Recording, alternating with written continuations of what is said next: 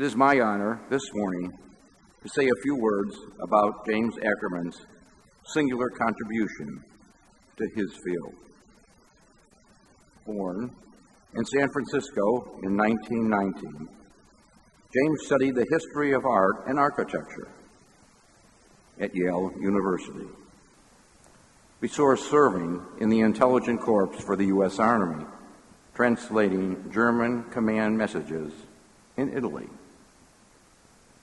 After the war, he studied at New York's University Institute of Fine Arts, earning a master's degree in 1947 and a doctorate in 1952. This was followed by a 3-year fellowship at the American Academy in Rome. In 1954, he published a landmark study of Bramantti's work at the Vatican.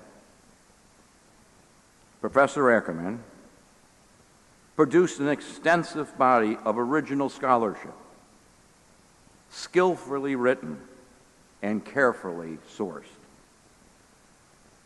His 1960 monographs on Michelangelo and Andrea Palladio established the high watermark in art and architectural history. Both books were published in translation the world over. His volume on Palladio was highly influential, especially, as one source observed, it examined patronage and the role of the work's commissioner in creating the cultural significance of architecture, particularly in the case of villas.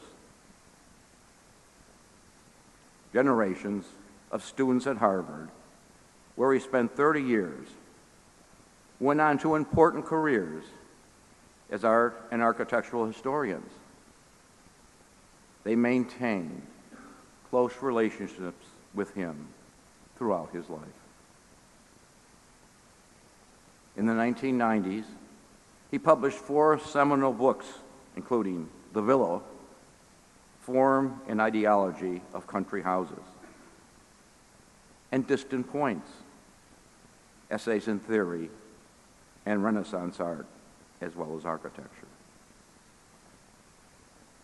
James' immense contribution to contemporary understanding of Renaissance history and the theory of architecture have greatly influenced not only the field of architectural history, but the practice of architectural today.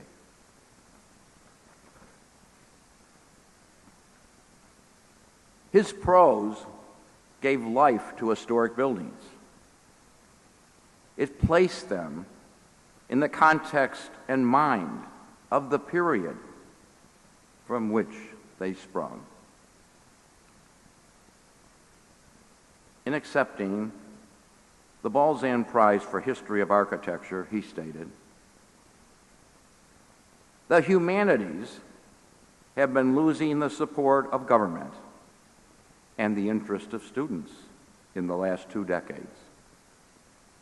Yet, the importance of the critical understanding of human enterprises and the creations they inoculate is even greater as much of the world descends into disorder and conflict.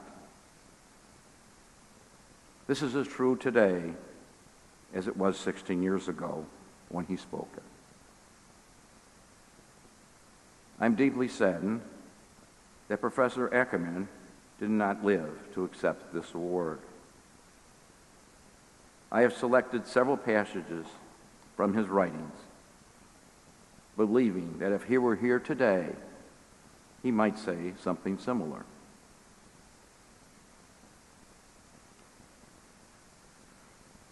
Besides trying to track down a more nuanced approach to history, I have sought to examine how architectural history differs from other histories. Buildings are present as well as the past. right before us and around us. We interact with the datum itself.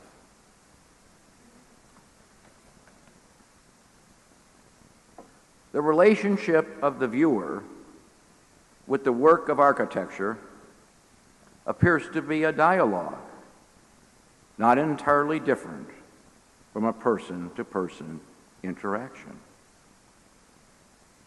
Some suggest the work addresses us and we respond with thoughts, feelings, and perhaps writing about it. In retrospect, it has been the work of architecture in the embodiment of the skill, the inventiveness, and the vitality of designers and craftsmen that have most inspired me and have made the practice of architectural history an undiminished enrichment and pleasure.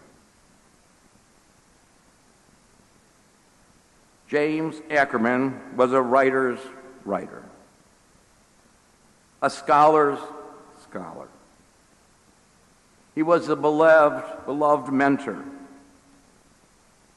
He will be deeply missed. Here to accept his award is his wife, Jill Slosburg-Ackerman.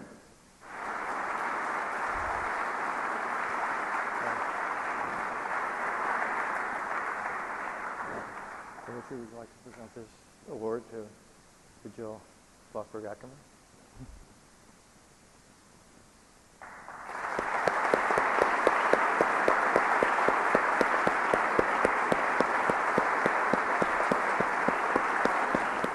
Jim had no idea about the nature of this gathering. It's not stuffy. It's filled with interesting people, fabulous buildings, and not only was he gratified to receive this award, but he would have loved being here. So I will drink it all in for you.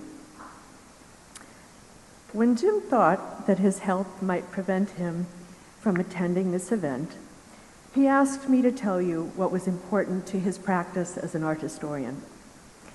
My approach to art history, he said, was first influenced by a one-page study of a villa by Palladio in Architectural Review by Georgina Masson, the nom de plume of Marion Johnson.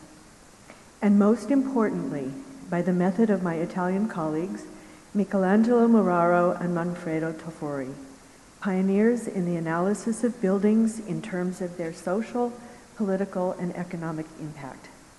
For Jim, it was impossible to understand anything without knowing its context. So, in knowing and appreciating Jim, we need a context. Jim was born in San Francisco in 1919, and there was a silver spoon in his mouth.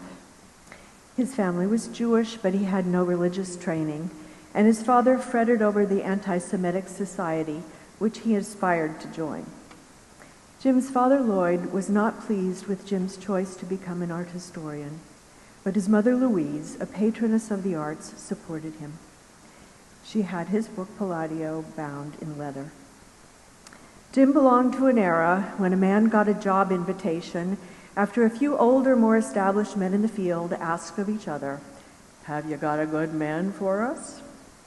His first teaching position, found in just this way, was a joint appointment in the art history and architecture departments at Berkeley. According to Jim, there wasn't much competition for jobs or grants in the early days. Also, according to Jim, he was a mediocre art historian, but he worked hard. I think he might have been trying to impress me. Later, when he was a professor at Harvard, Jim was annoyed with Radcliffe, then a women's college, for inviting him to speak at their commencements. He thought they should have invited a woman. By the way, everyone in Cambridge knew Jim because he rode his bicycle everywhere and in full academic regalia to commencements. Jim's studies with the giants of his era were deeply influential, in particular with Richard Krautheimer and Erwin Panofsky, men who fled Nazi Germany. In response to the horrific political conditions in Europe, they privileged intellect and scholarship over personal expression when they came to America. Toward the end of his career, in reaction to what he saw as too much objectivity, Jim did the hard work of becoming an expressive, more subjective art historian. But his commitment to social justice and civic engagement was constant throughout his endeavors as a scholar, writer, teacher, film producer, and volunteer. His moral sense emanated from observing his elders who suffered from persecution. I'm chagrined to tell you that when Jim received an honorary doctorate and delivered the commencement address to the 1984 Massachusetts College of Art and Design graduating class, that's where I teach, I didn't know his work. What impressed me in his commencement address was the admonition to our graduates that they not succumb to George Orwell's Big Brother. He equated that evil entity with corporate greed and exhorted young artists and designers to never sell out, to stay committed to their dreams. This was in sharp contrast to the idea that in the real year 1984, 35 years after the publication of the book 1984, our society was thriving and having successfully avoided the terrors described in that book. Jim didn't agree. He saw a threat. Jim was the first humanistic art historian I had ever encountered. Who wouldn't have been inspired by his morality, his eloquence, and that fabulous deep voice? But Jim and I did not meet that day. Several years later, we were introduced when I was a fellow at Radcliffe's Bunting Institute. I attended a screening at Harvard of a Frank Stella film that Jim produced with Mildred, his wife. Months later, after Mildred's death, we became friends. Friends, of course, because of our age difference.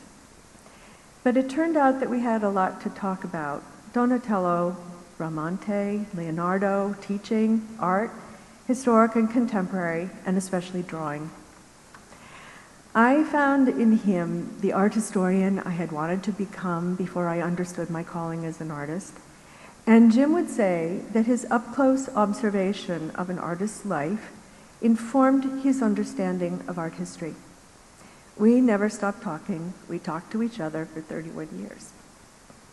He's in my work, and I'm in his. The scale of my sculpture changed because, for example, it had to be taller than Jim. We shared ideas about teaching, and certainly some of the projects I assigned to my students were similar to ones Jim assigned to his.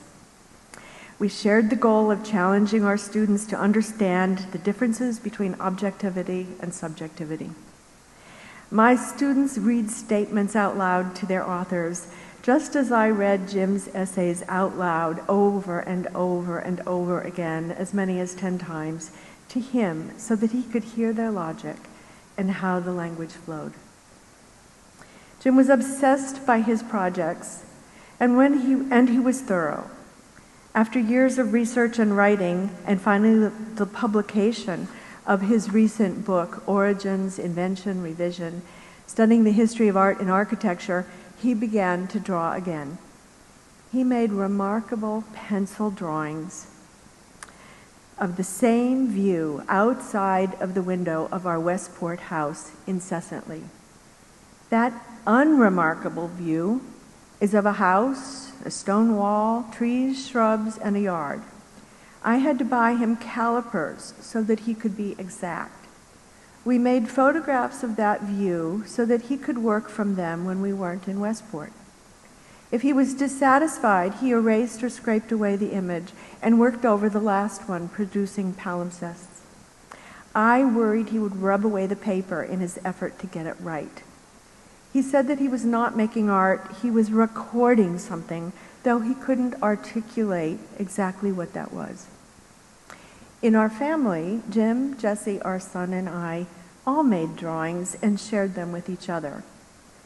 We loved Jesse's drawings, and recently, when they both sat at the kitchen table drawing, they were deeply bound together. I want to tell you something else about Jim. His undergraduate professor at Yale University, Henri Faucillon, recognized his immense potential and inscribed these words to him in a book. "Remain faithful to our studies, for which you are so well suited." Jim's life work was inspired by a teacher's recognition. On occasion, he would angst about and tell me that he had never done any real work in his life.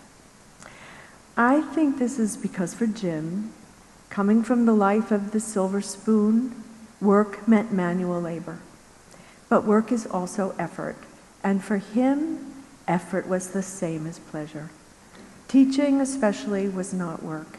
He loved to lecture. He appreciated his many students. His keen scholarship and inventiveness, as well as his high standards, were models for students, many of whom remained faithful to our studies. Context. Jim belongs to all of us. He lived so long that after numerous bicycle accidents and mortal health issues, I truly thought of him as a lion of a man because he outlived his 9 lives. There were probably 15 before he died on December 31st. He belongs to all of us, wives, children, family, friends, colleagues, university students, and those he tutored at the Cambridge Learning Center, doctors, nurses, and aides who cared for him, and a number of dogs. Big smile, sweetness, intellect, huge appetite for food and life, and so important to Jim, exquisitely conceived